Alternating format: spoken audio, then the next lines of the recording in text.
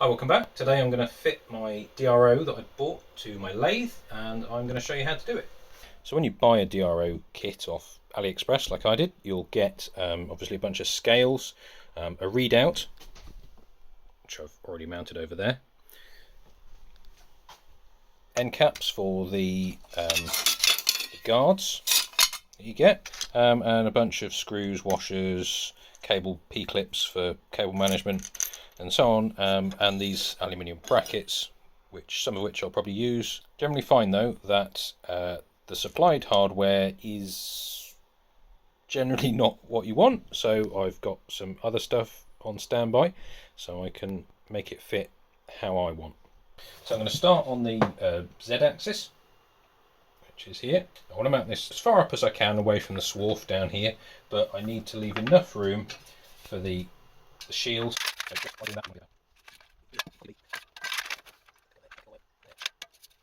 So eyeballing it, I can pretty much follow the line of the lip in the casting here. So what I'll do first is drill a hole over this side, get that one mounted, and then we can work out where this one needs to go. So for this first fixing, I'm going to use the M4 fixing supplied with it. There's a small washer which drops down inside the slot. And that allows you a little bit of side to side and obviously the up and down. And then there's a thick penny washer that sits on the other side, spaces this off the casting a little bit, and obviously bridges the gap across the slot there. So I'm going to use my spiral point tap set, so I can just drill the hole and run the tap in with a power drill. Makes it nice and quick.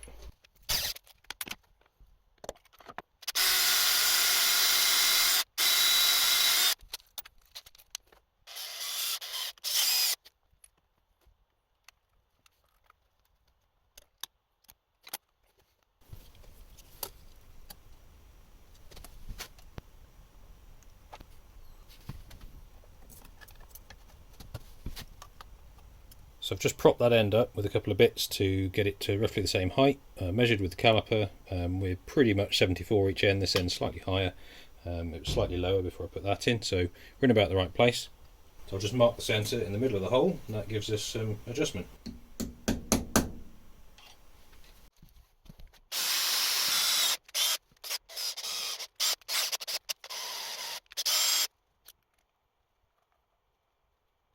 To get the scale parallel with the bed, which needs to be done with packing basically, I've got an offcut bit of bar with a hole in from a scrap bin and a washer. That seems to be about the right amount. Now it doesn't have to be perfect, the alignment, but within about 0.5 millimetre across the travel should be acceptable. So the dial's currently set to 0.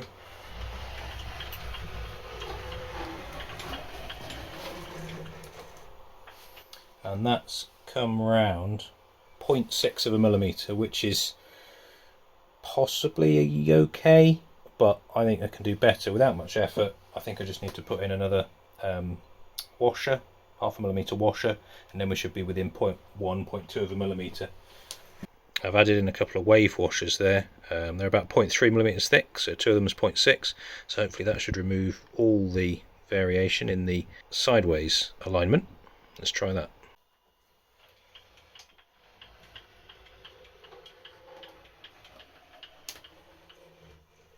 That's pretty much perfect.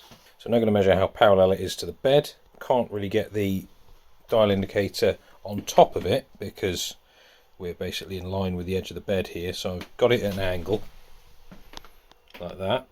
We know that the scale is pretty flat in and out ways, so although this won't be a true reading as such, it's going to give us an indication of how level it is. So chuck end, we're just beyond 0 there, and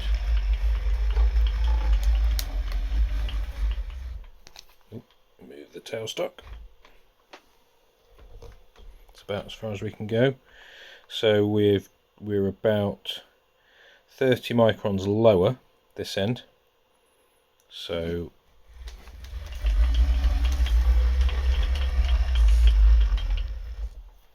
I'm going to lower this at the chuck end. So I've slackened off the screw, Just going to drop it down. Let's try doing that. Flip it up. And try again. See where we are.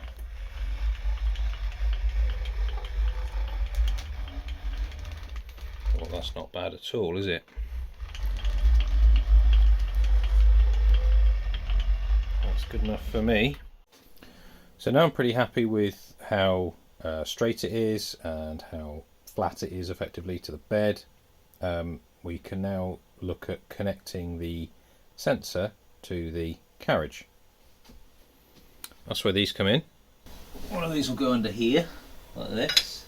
So it looks like I can just bolt up through into the underneath of the sensor and then screw this couple of screws right at the top of these slots into the carriage.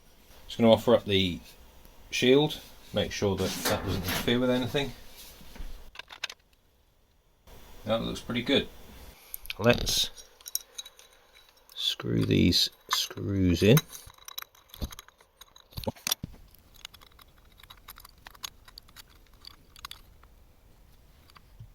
So one thing to note about this particular lathe is that I've got these way covers that are fitted, and they limit how close the carriage can get to each end. So that's as close as I can get the carriage. There's a gap of what, 75 millimeters, 3 inches to the headstock. However, we've got 1.5 inch, 1.25 to the flange of the spindle. If I'm turning between centres, which is something that I've very rarely done, and taking the chuck off, the centre is going to be sticking just proud of this flange here at the back, which means I might want to get the carriage a little bit closer. So in that very unlikely event, I would have to remove the lead screw covers, which in itself is a job because it means dismantling the whole thing, sliding them off the lead screw, putting it back together. So I'm unlikely to do it. However,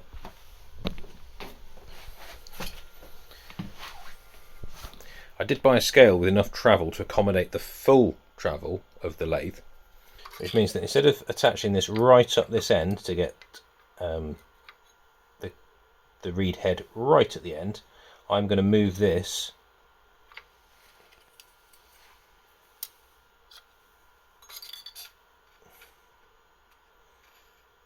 two and a half inches along, and we'll fit it basically in the middle of the carriage. So that means that it's possible for me to get all the way up to the chuck and all the way up this end if I took the tailstock off. With the tailstock on, there's still going to be that much travel.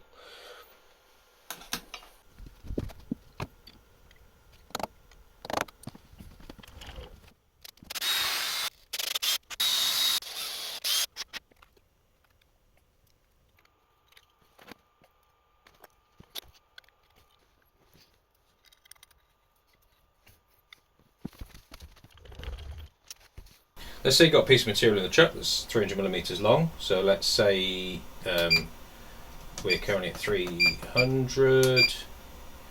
If we go 100mm this way, we'd expect it to be 200, but it's gone to 400, which means the direction of the scale needs to be reversed. So in the setup menu, this will be different slightly on every system, but go into the setup, and on the Z option there's a direction, and I'm going to set that to negative. That one. So now we'll do the same thing, go 300 and go 200. Perfect. Just going to do a quick check on the calibration. Move that to 0 on the dial test indicator. We'll 0 Z, and then I'm going to go the full travel, which is 10mm on here.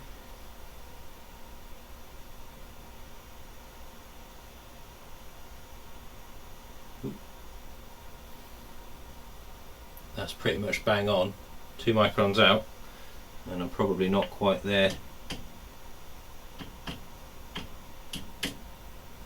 Yeah, I'd say that's pretty good. I don't think that's worth calibrating actually. I can't measure any better than that.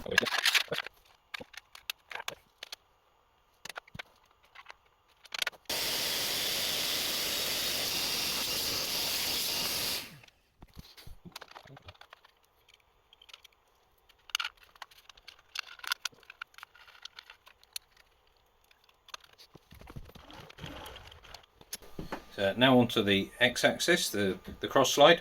Now I talked in my last video about how I disliked the conventional ways of mounting it, either on the front here because you get chips, it can get hit by the chuck, it's very vulnerable.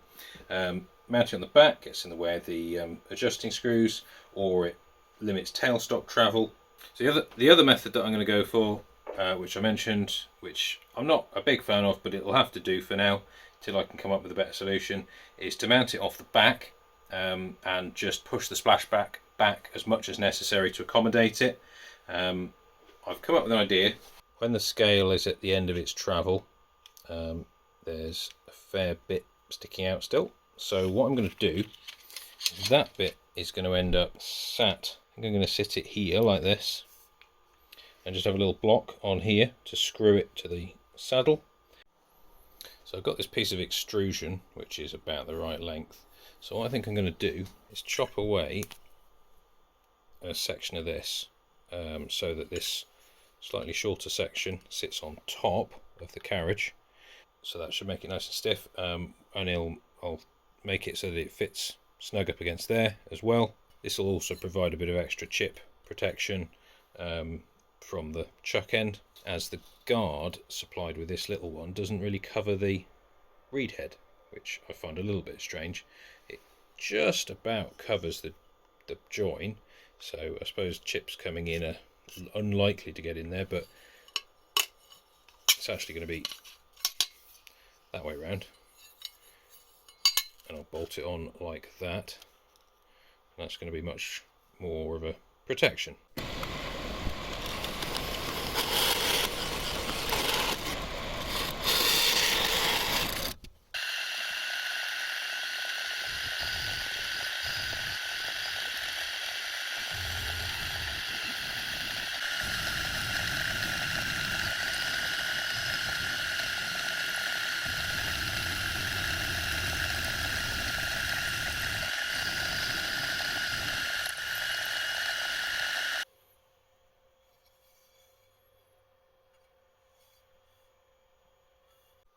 So my bracket's now screwed on. I've given it the same treatment with the indicator, mainly just to check that it's true in this plane. That way I can do the with the scale itself, because it's got slotted holes on. So this is the back plate effectively for the chip shield that scale mounts to. So I've now mounted that to my bracket. So that's about 60 microns out across the travel, so I'm just going to slacken that one off, and we'll see if we can get that in the right place and keep it there.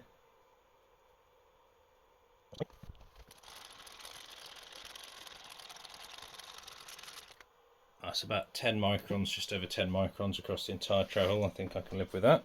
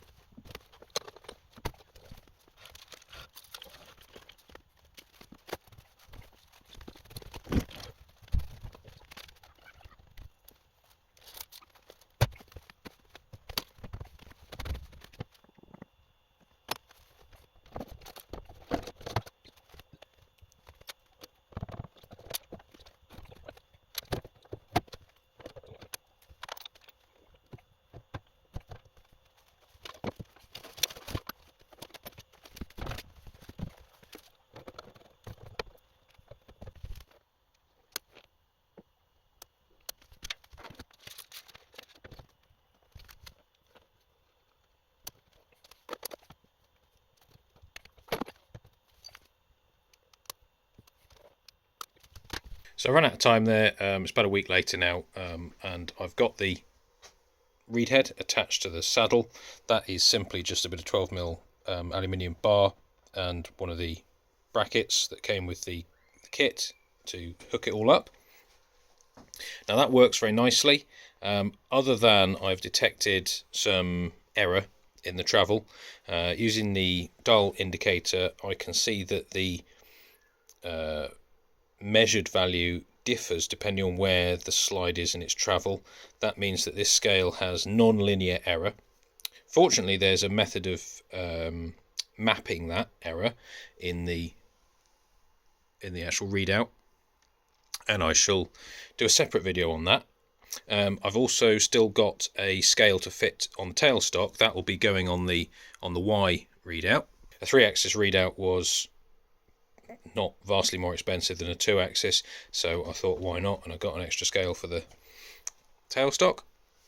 So a little bit of cable management is quite important to make sure that the lathe can travel to all its extents without snagging on anything.